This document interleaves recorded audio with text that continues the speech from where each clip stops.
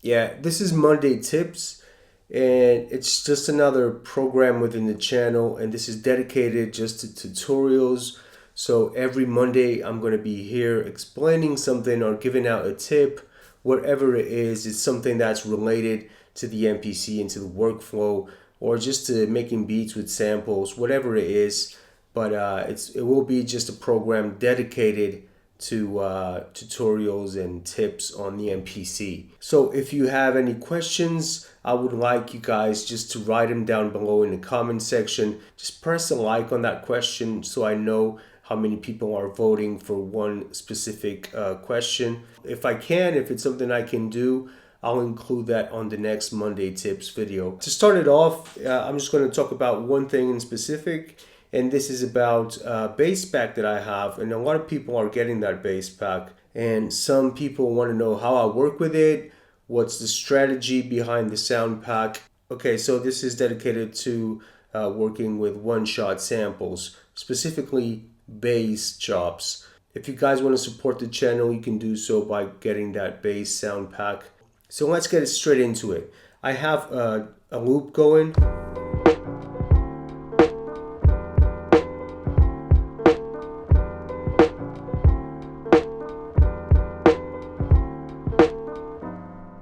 So let's go into the browser. Okay, I'm gonna go into my bass sound pack, and that should be somewhere.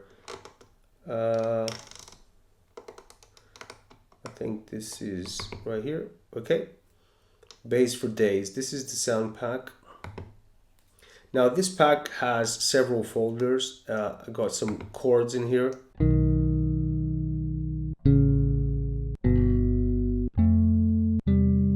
Obviously, I'm not going to go through all of them. There are a lot of chords and chops. This is another one.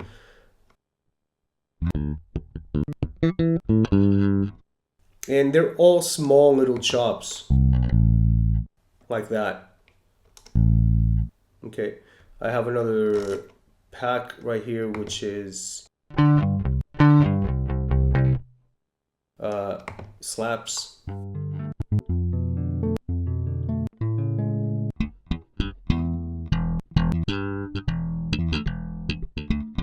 But there's a lot of chops in here. So how do I use it? There's actually a program. Now, if you own an MPC, you can load up the program straight away. That's one of the ways that you can do it. If you don't have an MPC, then you will have to choose one of the samples. Now, I'm going to create a program, call it bass. Do it. Let me just go here to pad bank number 8, go back to the browser, and let's say I like a sample. So what I'm going to do, I'm going to be previewing the samples while the beat is playing.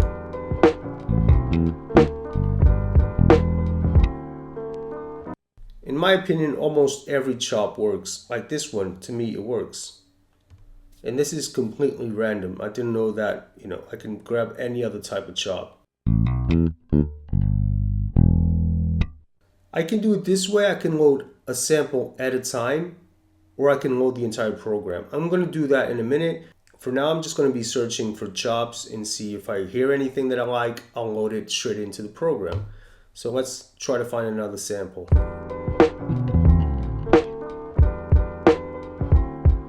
I'm going to be loading them up into the pad bank right there.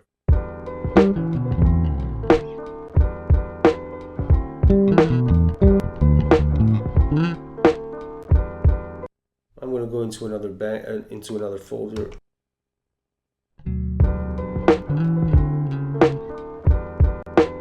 You can, sometimes the sample seems to be in the same key, sometimes it doesn't seem to be in the same key, but don't worry about it, because it's easy for you just to pitch it up or down and find the correct key. So if you hear a sample that you like that has a nice cadence, a nice rhythmic pattern, you can just load it up and then try to pitch it up or down and see if it fits. Anyway, I have these chops right here. I'm not going to load anymore. I'm going to go into the main. I'm going to go into the program edit, And now there's a thing that I do. You can choose to put the program into monophonic, and this is useful because once you press a pad and you press another pad, the other sample is going to cut the first sample that you played. And that's good because you don't want to have bass samples overlapping each other. Polyphonically, all the pads are going to play. Big confusion. Turn it into monophonic. And you can play one sample at a time. Now what I do is play the beat and try to fit one of these samples in there. You know, if I find something that I like, I record it straight away. I don't lose too much time.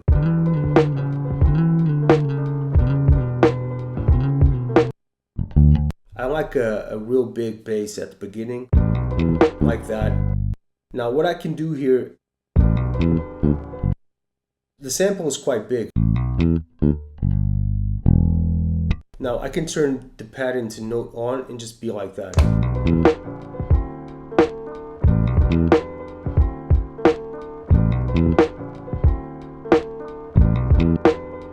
I can do that, or I can just use the first note.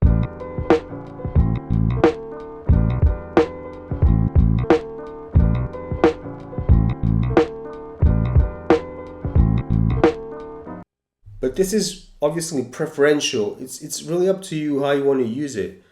Let me try it.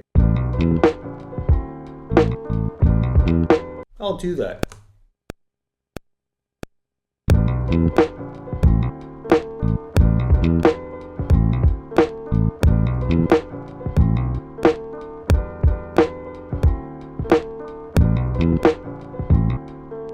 Now because we're using the pad in note on, means that the sample is going to stop right where the MIDI note stops as well. And you can increase this if you want.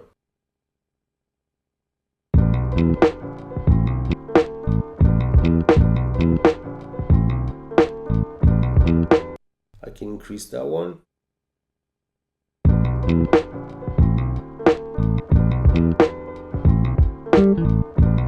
I now start putting other samples in the mix as well.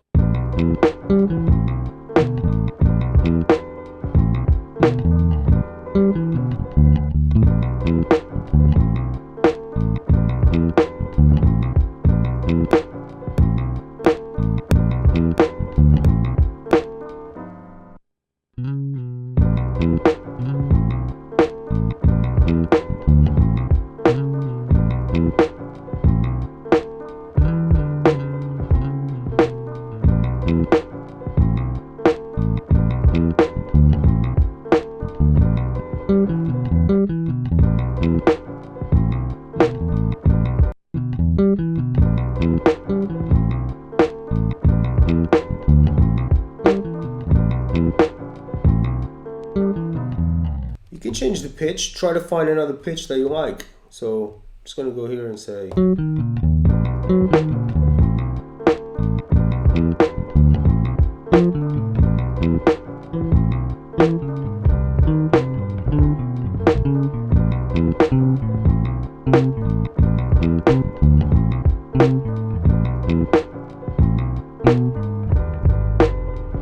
And if you change the pitch, obviously the sample sounds a lot slower, but you can just warp it. And once you warp it to 100%, it's at the same speed as the original pitch.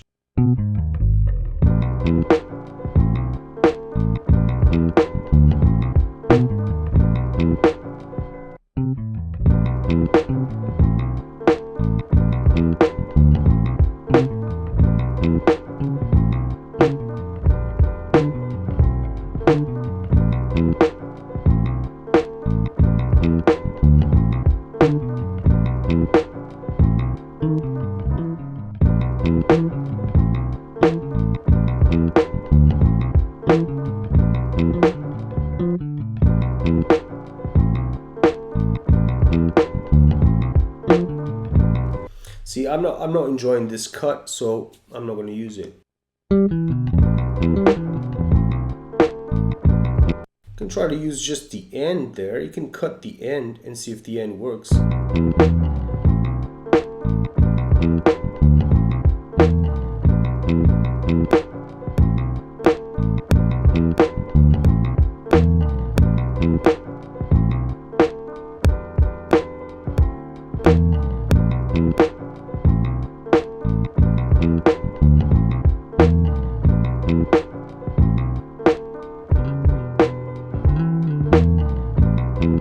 So I'm going to record those two in there.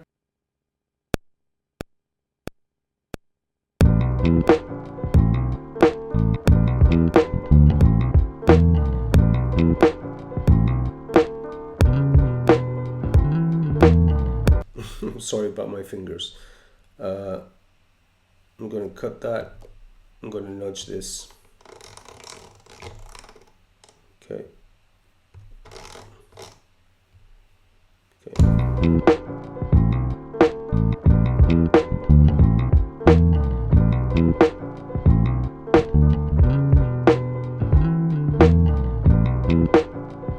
That's basically it. You can search for other samples. It's really down to you finding other samples that work, but this is my workflow when I use it. So you can just load one sample at a time, and this is useful because if you're using the MPC Live, then you have 2 gigabytes of RAM that you have to be careful with. Here, because I'm working with the MPC Touch and I'm connected to the laptop, then I don't have an issue with that. I can just load a bunch of samples and I'll be okay with it. Another type of workflow is, instead of loading up one sample at a time, let me just copy this sequence to another. Do it. I'm going to mute this and go to a different track. I'm going to go to the menu. Let's say, let me choose another pack, this one, another folder. And you can just choose that right there. Then you have the program. I can just load the entire program with all the chops inside of the MPC, and you have the program right there, program 5. Do the same thing, go to the program. This is set to poly. What I like to do is go and set everything to mute group number 1. In this case, I'm going to use all because all the pads have a sample. So I'm going to just shift this to mute group number 1, and I have all my samples set to monophonic. So pick a sample that you like.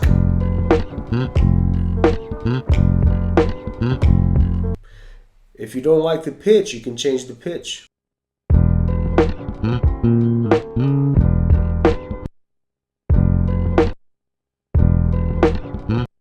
And this is set to play in one shot. So it means the sample is not going to stop. What I like to do is put everything into note on. That way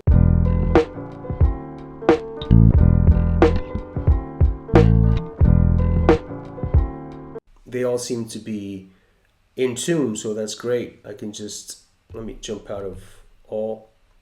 Let me just record this.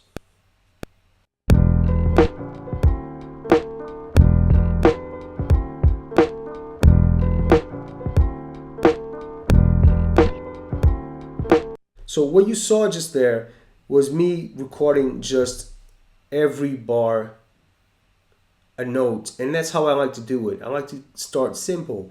So just instead of trying to find a whole melody for the loop, I just recorded one note at a time, and I like to do this specifically the way I did it now. Just on bar 1, 2, 3, 4. So at the beginning of each bar, just put a note in. And then when I have that, I can start trying to find other chops.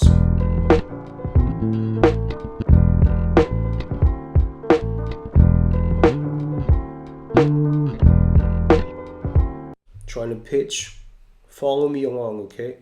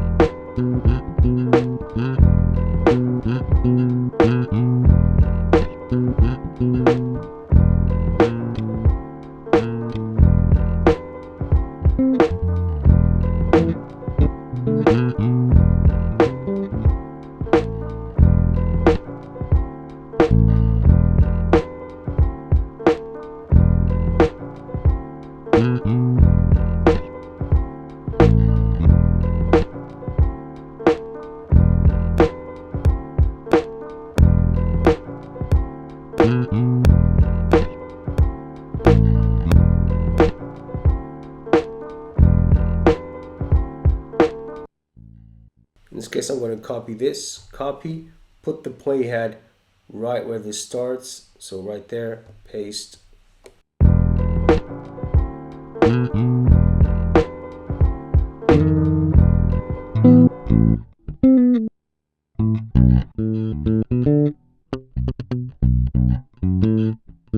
And all this, like, this is just rhythmic patterns. They feel good once you find the right place for them. You can use them.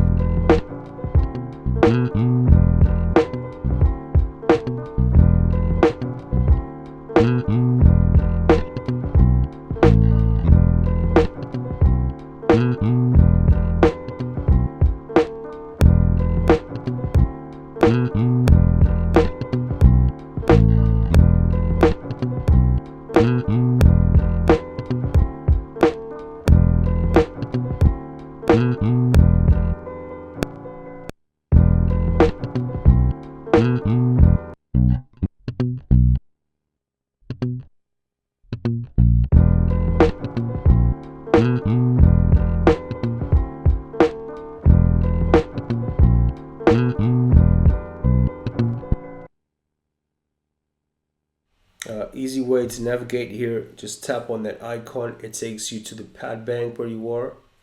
There we have the chops where we chose. I'm gonna just edit the end a little bit more here.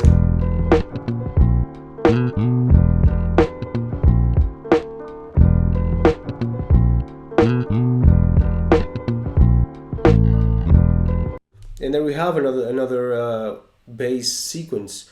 Now this is how you use it. Because you have a lot of these chops, what you can do is then delete the ones that you don't want. That's another way of using it, just loading up the entire program. Because a bass instrument is something that uses only one note, it's easy just to change the pitch and fit it with the rest of the samples. So chords are different. They're harder to pitch and to match with other samples. If you have any questions for the next Monday tips, please write them down below and I'll see it and I'll try to include it on the next video. Okay, thank you so much for watching, guys. Take care.